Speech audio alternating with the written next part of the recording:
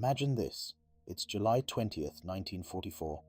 Deep in the forests of East Prussia, inside Hitler's heavily guarded field headquarters known as the Wolf's Lair, a briefcase is quietly slid under a conference table. Inside is a British-made bomb, armed and ticking. If it works, Adolf Hitler dies within minutes. If it fails, the men behind it will likely be tortured and executed. Operation Valkyrie was not just a daring assassination attempt. It was a full-blown plan to overthrow the Nazi regime from within the German army itself. Officers, aristocrats, civil servants, even some devout Christians had secretly banded together, convinced that killing Hitler was the only way to save Germany from total destruction. This is the story of how they nearly changed the course of the war and why they failed. Stay with me, because the tiny details of this plot are almost unbelievable and they matter far more than you might think. To understand Operation Valkyrie, we have to zoom out. By mid-1944, Nazi Germany was crumbling. The Allies had landed in Normandy, the Soviets were smashing through the Eastern Front, and German cities were being reduced to rubble. Inside the regime, however, Hitler's grip still looked ironclad, at least from the outside. But behind closed doors, a group of military officers and officials had decided that loyalty had its limits. They believed Hitler was leading Germany to annihilation, morally and physically. Their solution: kill him, seize control of the government, and negotiate peace.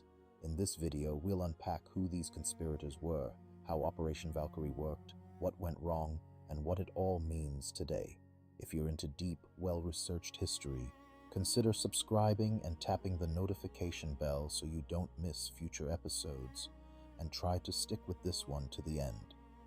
The twists in this story say a lot about power, morality, and resistance. Who were the men and a few women willing to risk everything to kill Hitler? The most famous name is Colonel Klaus Schenk, Graf von Stauffenberg, an aristocratic, devoutly Catholic officer who had lost an eye and a hand fighting for Hitler's army in North Africa. Over time, battlefield atrocities and strategic disasters convinced him that loyalty to Germany now meant treason against its leader. He was not alone. General Ludwig Beck, former chief of the General Staff, had opposed Hitler as early as 1938. Civilian resistors like Karl Goerdeler, the former mayor of Leipzig, envisioned a post-Nazi Germany anchored in law and Christianity. There were networks within the Abwehr, the military intelligence service, and quiet support from some church figures. These people didn't agree on everything: monarchy or democracy, borders, even how to deal with past Nazi crimes. But they shared one conviction: as long as Hitler lived, Germany had no future. The name Valkyrie originally had nothing to do with assassination. It was a real emergency mobilization plan designed by the German army to keep order if Allied bombing, slave labor revolts, or civil unrest threatened the regime. It allowed the reserve army in Berlin to deploy units inside the Reich without waiting for frontline commands. The conspirators realized this legal framework was their golden ticket. If Hitler could be killed, they would immediately activate Operation Valkyrie, but with altered orders. Instead of protecting the Nazi leadership, they would claim that the SS had launched a coup, label them traitors, and use reserve army units to seize radio stations, ministries, and key city centers. In other words, they planned to hijack the dictatorship's own security system to overthrow it from within. It was a clever bureaucratic coup, very German, very paperwork-driven, and very risky. Everything depended on timing, communication, and absolute deception. By early 1944, previous attempts to kill Hitler had failed. Faulty bombs, last-minute cancellations, sheer bad luck. Stauffenberg's small advantage was access. As chief of staff to the reserve army commander, he regularly attended Hitler's briefings at the Wolf's Lair. He could get close enough to place a bomb himself.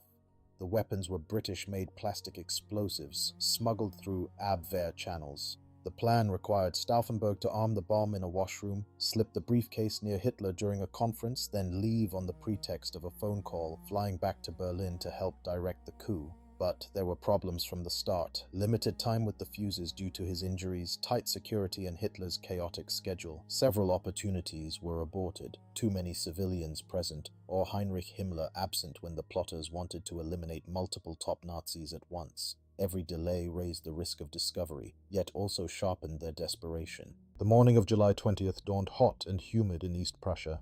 Stauffenberg flew in with his adjutant Werner von Haeften carrying the bomb concealed in a briefcase. He wore his uniform immaculate, eye patch, missing hand hidden in a glove-like prosthesis, projecting loyalty and discipline. Unexpectedly, Hitler moved the briefing from a thick-walled bunker to a lighter wooden conference hut to escape the heat. That detail, seemingly trivial, would later prove decisive. Inside, a long oak table was crowded with maps, officers, and aides. Before the meeting, Stauffenberg excused himself to a nearby room, where he and Haeften struggled to arm 2 explosive charges with a single usable hand and limited time. They managed to set only one. Carrying the primed bomb in his briefcase, Stauffenberg re-entered the briefing, inching closer to Hitler as detailed reports about the Eastern Front droned on. Every passing second brought the explosion and possible history-changing chaos closer. At 12:37 p.m., with the bomb ticking, Stauffenberg made his move. He set the briefcase near Hitler, close to the table's central support, then muttered something about a phone call and exited the hut.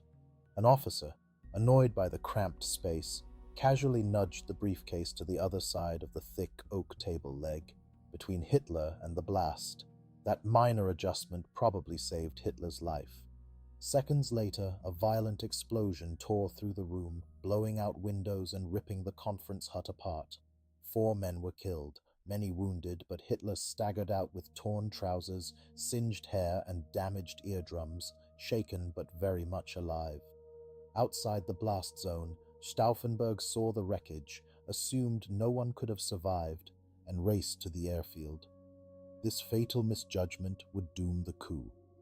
In Berlin, everything now depended on fast, decisive action and accurate information about Hitler's fate. Back in Berlin, confusion reigned. The conspirators had wired the city with plans, orders, and pre-written decrees, but they needed confirmation that Hitler was dead before fully launching Valkyrie. For nearly 2 critical hours, information was contradictory. Early reports mentioned an explosion, others insisted Hitler had survived. General Friedrich Olbricht at the Bendler block hesitated, afraid to commit treason if Hitler were still alive. When Stauffenberg finally phoned in, swearing that Hitler must be dead, they reluctantly activated Valkyrie, late and unevenly. Orders went out to reserve army units, claiming the SS had staged a coup and that Hitler had been assassinated by extremists. Some officers obeyed, detaining SS personnel and securing ministries. Others smelled something off and waited. Meanwhile, Goebbels and loyalists were moving just as quickly. Radio broadcasts soon announced, "The Führer lives." That single phrase punctured the plot's central lie, sowing doubt among wavering officers whose obedience had always been to Hitler personally. Operation Valkyrie required not just orders on paper, but people willing to carry them out. In Paris, General Karl Heinrich von Stülpnagel briefly succeeded. SS and Gestapo officers were rounded up, and German forces there effectively began a mini-coup, unaware that Hitler still lived. In Prague and Vienna, there were similar short-lived stirrings. In Berlin, however, loyalty and fear cut both ways. Many reserve army officers disliked the SS but were terrified of backing the losing side. Once radio broadcasts and phone calls from Hitler's headquarters confirmed he had survived, hesitation hardened into resistance. Major Otto Ernst Riemer, initially ordered by the conspirators to secure key government buildings, personally phoned Goebbels, who handed the line directly to Hitler. Hearing Hitler's voice, Riemer instantly switched sides, using his troops to surround the Bendler block instead. The coup's strength, its use of legal orders and military hierarchy, collapsed the moment those same structures realigned around a still living Führer. As the evening of July 20th wore on, the Bendler block, military headquarters in central Berlin, became the doomed heart of the conspiracy. Inside, Stauffenberg, Olbricht, and General Beck tried desperately to salvage Valkyrie, issuing new orders, arguing with hesitant officers, insisting Hitler was dead despite growing evidence to the contrary. The atmosphere turned surreal. In one corridor, junior officers quietly followed coup orders. In another, loyalists plotted counter-moves. Rumors swept the building. SS units were on the way. Hitler had spoken on the radio. Some commanders were switching sides. By nightfall, Reimer's troops surrounded the Bendler block. Inside, a power struggle erupted. General Fromm, their superior, had wavered all day. Now, sensing the coup was failing, he tried to save himself by arresting the conspirators, then claiming he had heroically crushed the rebellion. Gunfire echoed in the courtyard. The dream of a swift, orderly military overthrow was dissolving into a confused, bloody standoff. Shortly before midnight, the final act unfolded in the Bendler block courtyard. General Fromm convened a hasty court-martial, declaring Stauffenberg, Ulbricht, and a few others guilty of treason within minutes.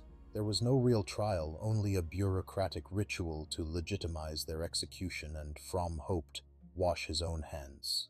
In the dimly lit yard, lit by truck headlights, firing squads were assembled. Stauffenberg reportedly shouted, "Es lebe das heilige Deutschland!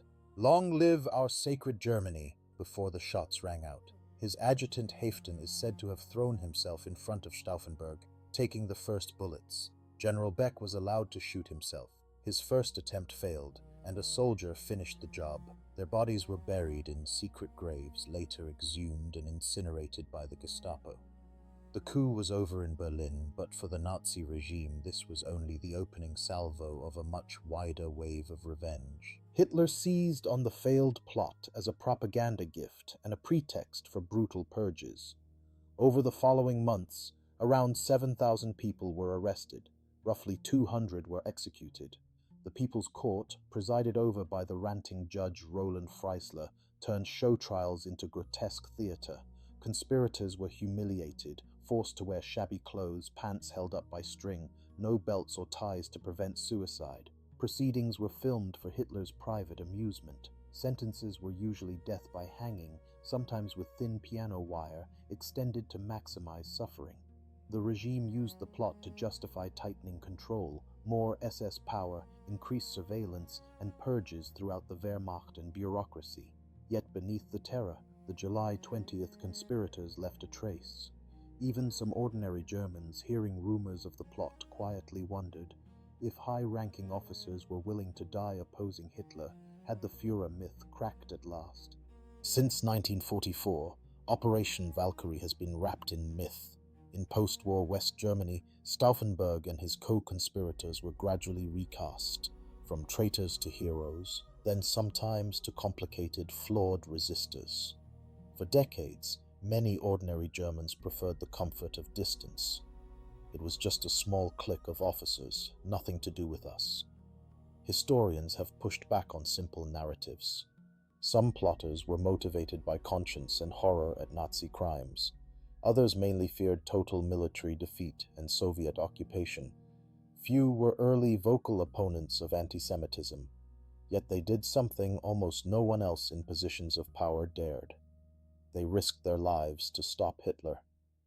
Modern Germany commemorates July 20th with ceremonies at the Bendler block, now a memorial. The Bundeswehr, Germany's current army, explicitly honors that resistance as part of its ethical tradition, reminding soldiers that true duty can require saying no to unlawful orders and criminal regimes. Operation Valkyrie offers several crucial lessons. First, it shows that even within a totalitarian system, cracks can appear, among elites, within the military, and inside bureaucracies. But cracks alone aren't enough. Timing, information, and moral clarity all matter. Second, the plot reminds us that resistance is messy. The conspirators were not saints. Many came late to opposition. Some had previously enabled Hitler's rise, and few fully confronted the Holocaust. Yet their decision to turn against a criminal regime, knowing they would likely die, still carries moral weight. Third, Valkyrie underlines how fragile coups are when loyalty is personal, not institutional. The entire plan hinged on one fact: Hitler's death. Once he survived, nearly everyone defaulted to obedience. Finally, their story challenges us today. What do we owe when governments commit crimes in our name? When is obedience itself a form of guilt? Those questions did not end in 1944. If you've made it this far, you now know how astonishingly close Operation Valkyrie came to changing history, and how much hinged on a moved briefcase, a wooden hut, and a few fatal hesitations in Berlin. I'd love to hear your thoughts. Were the July 20th conspirators heroes, opportunists, or something in between? What would you have done in their position? Fight inside the system, flee, or refuse to serve at all? Drop your view in the comments. I read as many as I can, and they really shape what we explore next. If you found this deep dive valuable, consider subscribing and ringing the notification bell so you don't miss upcoming episodes on resistance, dictatorships, and lesser-known turning points of World War II. And if you want more right now, check the links in the description for related videos and sources to dig deeper. Thanks for watching, and remembering a moment when a handful of people tried and failed to stop a catastrophe.